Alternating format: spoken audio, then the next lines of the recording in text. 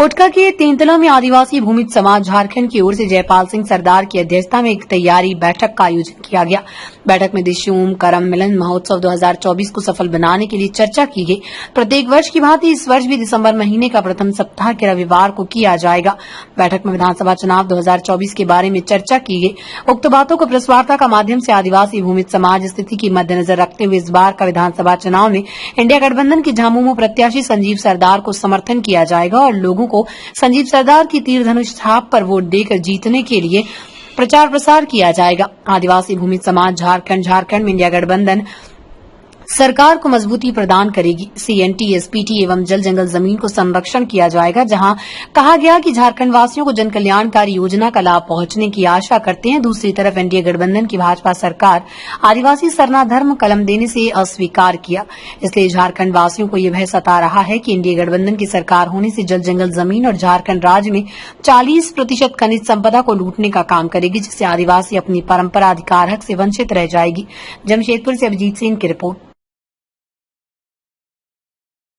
हमारी बैठक है। हम करम महोत्सव मनाते हैं और इस साल भी हम लोग धूमधाम से मनाने का सारे प्रतिनिधि इकट्ठा हुए हैं और उड़ीसा, बंगाल, बिहार के सारे समाज के लोग आए हैं और 1 दिसंबर को ये आयोजन का होगा और इसमें हम लोग उस तैयारी का बंटवारा कर रहे हैं कि इसको क्या करना है। और इस बार के सांस्कृतिक जो कार्यक्रम का आयोजन होगा 50 से 60 सांस्कृतिक टीमों का भागीदारी होगा और हमारे जो समिति, जो पुराना समिति है, उसमें युवाओं को जोड़कर नया समिति का गठन करेंगे।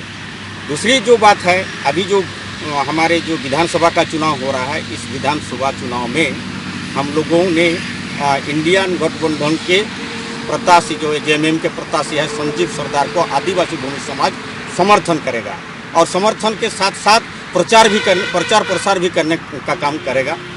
क्योंकि ये इसलिए कर रहे हैं कि डबल इंजन का सरकार जो छत्तीसगढ़ में हुआ, जिस तरह हमारे जंगल को उजाड़ा जा रहा है, ना हमारा भी डर है। हम झारखंड में रहते हैं, हमारा एशिया महादेश का सारंडा है और हम चारों ओर जल जंगल जमीन से घिरा हुआ आदमी है। इसका कहीं ना कहीं दहन करने का प्रक्रिया चलेगा। इससे हमको डर सता रहा है क्योंकि हमने जो 2.5 साल के सरकार ने बहुत अमन चैन से रहे हैं। हमारे प्रकृति का छेड़छाड़ तो बहुत कमे हुआ है और चाहते हैं हम और सशक्त होंगे, मजबूत होंगे, हमारा जल जंगल जमीन को बचाएंगे। और इसलिए जो अन्य राज्यों में डबल इंजन का सरकार जो हो रहा है, हमको डबल इंजन का सरकार नहीं चाहिए। इसलिए हम लोग संजीव सरदार को भारी मतों से विजय बनाएंगे और कोटका विधानसभा से हम लोग सारे आदिवासी भूमि समाज उसका समर्थन करते हैं। उड़ीसा, पश्चिम बंगाल, बिहार के साथी तो नहीं आ पाए हैं, लेकिन हम लोग 3 राज्यों के यहाँ प्रतिनिधि इकट्ठा हुए हैं। सारे लोग हम लोग सहमत हैं और उसको जिताएंगे।